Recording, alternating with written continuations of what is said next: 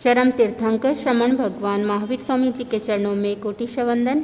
एक भव अवतारी चर्चा चक्रवर्ती भीष्म प्रतिज्ञाधारी अखंड बाल ब्रह्मचारी आचार्य सम्राट पूज्य श्री जयमल जी महाराज साहब के चरणों में कोटि वंदन। व्याख्यान वाचस्पति वचन सिद्ध साधक उग्र विहारी आशु कवि 12वें पटीधर आचार्य प्रवर श्री पार्श्व चंद्र जी महाराज साहब, SS जैन समनी मार्ग के प्रारंभकर्ता अनुपेहा ध्यान प्रणेता प्रवचन प्रभावक मेरे जीवन उद्धारक पूज्य गुरुदेव डॉक्टर श्री पदम चंद्र जी महाराज साहब को वंदन करते हुए सभी गुरु भगवंतों को वंदन करती हूँ। गुरुदेव जी की आज्ञा से 3 प्रकार के प्रेमी बताए हैं, एक शरीर प्रेमी, एक संसार प्रेमी और एक संयम प्रेमी। शरीर प्रेमी और संसार प्रेमी आपको मिल जाएंगे, लेकिन संयम प्रेमी के अंदर बहुत कम देखने को मिलते हैं। बंधुओं, आप अपने आप को अवलोकन करना, अपने आप को देखना कि आप शरीर प्रेमी हो या संसार प्रेमी हो या संयम प्रेमी हो। बंधुओं, जो साधक संयम प्रेमी वही बन सकता है जो संयम को श्रेष्ठ मानता है, और संसार और शरीर प्रेमी तो हर कोई बन जाता है और वह दुख का कारण बताया, वह अंधकार है, वह असत्य है, वह जहर है। लेकिन जो संयम प्रेमी होता है वह सत्य है, वह अमृत है और वह प्रकाश है। बंधुओं, शरीर के प्रति वो लगाव रहता है, ममत्व रहता है, वही चिंतन करता है कि ये शरीर ही सब कुछ है और इस शरीर के लिए सब कुछ करता है। वह खाना पीना सोना हर चीज शरीर के प्रति ममत्व रखता है, क्योंकि वो शरीर को प्यार करता है, शरीर को ही अपना मानता है। लेकिन ये जो शरीर है ये तब तक ही जब तक इसके भीतर वो आत्मा रहती है, और वह आत्मा जब शरीर से बाहर निकल जाती है तब वह शरीर भी कोई काम का नहीं, वहाँ तो मिट्टी में दफना जाती है। तो ये शरीर के प्रति जो साधक प्रेम रखता है वो दुख का कारण बताया। संसार के अंदर वो भटकता रहता है, और ये संसार प्रेमी भी बंधुओं संसार के प्रति राग रहता है, ममत्व रहता है, उस मोह माया में डूबा रहता है, और ये भी क्या है, ये भी दुख का कारण बताया है। लेकिन जो साधक संयम के प्रति प्रेम रखता है तो वो उन दुखों से मुक्त होने का कारण बताए हैं। बंधुओं, चक्रवर्ती जो 32,000 देश के राजा और वहाँ पर 6 खंड को जीतने वाले, आप कितने खंड के राजा हो? चक्रवर्ती तो 6 खंड के राजा है, लेकिन आप कितने खंड के राजा हो? आप 6 खंड छोड़ो, 3 खंड को छोड़ दो, एक नगर के हो, एक गली एक मोहल्ले किसके राजा हो? आप स्वयं अपने घर के राजा भी नहीं हो, तो वो 6 खंड तो बहुत दूर की बात है। तो वो चक्रवर्ती जो 16वें 17वें और 18वें तीर्थंकर तो बाद में बने, लेकिन पहले चक्रवर्ती थे, वह भोग विलास में थे, फिर भी उन्होंने उस चक्रवर्ती को त्याग कर संयम पथ पर आगे बढ़े। क्योंकि जो साधक जानता है कि संयम श्रेष्ठ है और संयम से ही मुक्ति को प्राप्त कर सकता है, तो वो संयम के प्रति प्रेम भाव रखेगा और संयम के प्रति अनुराग रखते हुए वह आगे बढ़ेगा। बंधुओं, एक बार बादशाह बहराम खां से बातचीत कर रहा था, और बातचीत के दौरान वहाँ बहराम खान जब सुन रहा था तो उसकी दृष्टि नीचे थी। जिस समय बादशाह ने देखा तो थोड़ा सा डाउट आया, कहीं ये सो तो नहीं गया और ये मेरी बात को सुन नहीं रहा है। तब बादशाह ने बहराम खान को कहा, कहीं तुम मेरी बात को ध्यान से पूर्वक नहीं सुन रहे हो, क्या बात है? उस समय वह बहराम खान कहता है कि बादशाह, मैं आपकी बात को ध्यान पूर्वक सुन रहा हूँ, मैं आपको 3 बातें बताता हूँ, उन 3 बातों को आप ध्यान में रखना और वह जीवन के लिए कल्याणकारी भी है। सबसे पहली बात, जब साधु से बात करते हैं उस समय मन का संयम रखना। मन के अंदर किसी प्रकार का कोई दूसरे विचार आने मत देना। उस समय वो क्या कहते हैं उसको एकाग्रता पूर्वक सुनना, तो वहाँ मन का संयम रखना। और दूसरी बात, जब किसी बादशाह से बात करते हैं जब किसी अधिकारी से या स्त्री से वार्तालाप होता है उस समय नज़र का संयम रखना, उस समय दृष्टि को नीचे रखना। तीसरी बात, जब सामान्य व्यक्ति से बात करते हैं उस समय वाणी का संयम रखना। ये 3 बात जीवन के अंदर कोई भी व्यक्ति अगर उतार लेता है तो उसका जीवन सार्थक हो जाता है। वह बहरम खान ने भी बादशाह को कहा, आपकी बात तो मैं ध्यान से सुन रहा हूँ, लेकिन आप बात कर रहे हो इसलिए मेरी दृष्टि कहाँ है? मेरी दृष्टि नीचे है, यानी मैं दृष्टि का संयम रखा हूँ। आप ये मत सोचो कि मैं सो रहा हूँ। बंधुओं, जो साधक अपने आप पर संयमित हो जाता है, अपने आप को कंट्रोल कर लेता है, तो वहाँ दुनिया उसको कंट्रोल करने की ज़रूरत नहीं होती है। बंधुओं, बड़ी साधु वंदना के अंदर ऐसे चारित्र आत्माओं का वर्णन बताया जिन्होंने शरीर पर प्रेम नहीं, संसार के प्रति प्रेम नहीं, उन्होंने संयम के प्रति प्रेम भावना रखी और वहाँ संसार से त्याग कर संयम के पथ पर आगे बढ़ गए। वली गंगादत्त तारन तरंडी जहाज, मुनि कौशल रहो, दियो घड़ाने साज। बंधुओं, इस कड़ी के अंदर गंगादत्त अणगार का वर्णन और साथ में रहो श्रमण का वर्णन बताया है। इसमें काफ़ी अणगारों का वर्णन बताए जो संसार से मुक्त हो चुके हैं और आगे सिद्ध बुद्ध मुक्त होंगे। बंधुओं, जम्बू द्वीप के भरत क्षेत्र में हस्तिनापुर नगर में एक श्रेष्ठी गंगादत्त गाथापति रहता था और वहाँ पर धनाढ़िया था, बहुत कुशल व्यापारी था। उसके पास किसी चीज़ की कमी नहीं थी और उस नगर के अंदर तीर्थंकर मुनि सुव्रत पधारे हुए थे। जब लोगों को पता चला तब श्रावक श्राविका उनके पास दर्शन करने के लिए जाते हैं और ये बात गंगादत्त गाथापति को भी जब पता चलता है उस समय वो भी प्रभु के दर्शन करने के लिए इच्छुक होते हैं और उनके समक्ष जाकर वंदन नमन करके उनके उपदेश को सुनने के उनके मन में भाव उत्पन्न हुए और उस कार्य को पूर्ण करने के लिए वहाँ गंगादत्त गाथापति स्नान कर कर वस्त्र अलंकार करते हुए बंधुओं जब प्रभु के दर्शन करने के लिए जाते तब वहाँ पर दोनों प्रकार की शुद्धि होना जरूरी है। वहाँ द्रव्य से शुद्धि और भाव से भी शुद्धि होना। जब प्रभु के दर्शन करने के लिए जाते तब वहाँ पे स्नान वगैरह करके वस्त्र को धारण करके वहाँ श्रेष्ठी पुरुषों के साथ में गंगादत्त प्रभु के दर्शन करने के लिए गए।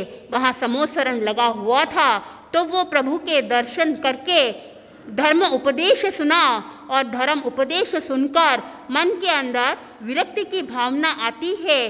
संसार को त्याग कर संयम अंगीकार करने के मन में विचार उत्पन्न हुए। बंधुओं, आचार्य सम्राट पूज्य श्री जयमल जी महाराज साहब ने भी केवल एक प्रवचन सुने और एक प्रवचन सुनकर वह सेठ सुदर्शन की कहानी जो आचार्य श्री भूधर मुनि जी महाराज साहब जब फरमा रहे थे तब उस प्रवचन को श्रवण कर कर आचार्य सम्राट श्री जयमल जी महाराज साहब के मन में वह भाव आए और उसी भाव के अनुरूप केवल एक प्रवचन को सुनकर दीक्षा अंगीकार करने का संकल्प लिया था। बंधुओं, ऐसे महापुरुष थे जो केवल एक प्रहर के अंदर एक पांव पर खड़े होकर पूरा प्रतिक्रमण कंठस्थ कर लिया था। तो ऐसे महापुरुष आचार्य श्री जयमल जी महाराज साहब के द्वारा रचित बड़ी साधु वंदना है। इसके अंदर चारित्र आत्माओं का वर्णन आप सुन रहे हो तो आप चिंतन करना कि आप कितनी बार प्रवचन श्रवण कर चुके हो। और काफ़ी लोग तो प्रवचन तो सुनते हैं लेकिन वो कुछ ऐसे श्रोता होते जो एक कान से सुन तो लेते हैं और दूसरे कान से वो निकल जाता है और कुछ श्रोता ऐसे होते वहाँ गले तक ही उतरता लेकिन वो हृदयंगम नहीं कर पाते हैं। बंधुओं, जिस समय आप ठंडा ठंडा जूस पीते हो, कोई शरबत पीते हो, उस समय वो पीते समय कितना चाव से पीते हैं, वह कहाँ तक निकलता, गले के नीचे जब उतरता है तब बहुत अच्छा लगता। मन के अंदर वो खुशी होती है कि वो ठंडा ठंडा जूस है अबे नागौर के अंदर इतनी गर्मी चल रही है, इस गर्मी के वातावरण के अंदर अगर आपको कोई ठंडा ठंडा शरबत पिला देते हो, आप एक गिलास छोड़ो वहाँ 2-3 गिलास भी पी लोगे, फिर भी आपको अच्छा ही महसूस होगा, शरीर में ठंडक महसूस होगी, वो शरबत गले तक ही उतर जाएगा और वो अंदर जाके बाहर भी निकल जाएगा। लेकिन अगर आगम वाणी को श्रवण करते हो और वो हृदयंगम कर लेते हो यानी भीतर उतार लेते हो, तो वहाँ साधक का जीवन उद्धार हो जाता है। बंधुओं, गंगादत्त गाथापति प्रवचन को सुनकर जीवन में उतार लिया और मन के अंदर विचार आया कि वह संयम को अंगीकार करना, उसके लिए वो अपने जो भी कारोबार होता है, जो भी व्यापार होता है, वो अपने बड़े पुत्र को सौंप देता है और वहाँ पर श्रेष्ठी माँ बाप की आज्ञा लेकर दीक्षा अंगीकार करने के लिए तीर्थंकर मुनि सुव्रत के पास जाते हैं। बंधुओं, ईशान कोण में जाकर जो साधु के वेश होते हैं, उन साधु वेश को धारण कर कर स्वयं ही पंचलुष्टि लोच करके वह प्रभु के पास आते हैं और प्रभु से वहाँ भागवती दीक्षा अंगीकार कर लेते हैं। भागवती दीक्षा अंगीकार करने के बाद लंबे समय तक संयम साधना करते हैं और अंतिम समय के अंदर 18 पापों की आलोचना करते हुए प्रतिक्रमण करते हैं और लोक के सभी जीव राशि से क्षमा याचना करते हैं। बंधुओं, उत्कृष्ट तपस्या के साथ में अंतिम समय के अंदर वो काल धर्म को प्राप्त करते हुए वहाँ गंगादत्त गाथापति महाशुक्र कल्प में महासामान्य नामक उपपात सभा की देव शया में उनका जीव अमायी सम्यक दृष्टि बने। बंधुओं, वहाँ उन्होंने देखा अवधि ज्ञान के द्वारा कि तीर्थंकर भगवान महावीर स्वामी पधारे हुए हैं। जम्बू द्वीप के भरत क्षेत्र में उल्लूकतीर नामक एक गांव है, उस नगर के बाहर जम्बुक नामक उद्यान में भगवान महावीर स्वामी पधारे हुए हैं। उन्होंने अपने अवधि ज्ञान के माध्यम से देखा और देखकर मन के अंदर विचार आया कि मुझे उनके दर्शन करने के लिए जाना है। जब दर्शन करने के लिए आगे बढ़ते हैं, उस समय एक माई मिथ्या दृष्टि देव उनके पास आकर उनसे बातचीत करता है और वह मिथ्या दृष्टि देव ने कहा कि ये जो परिणमन करता है जीव, तो वहाँ अपरिणित है, परिणित नहीं है।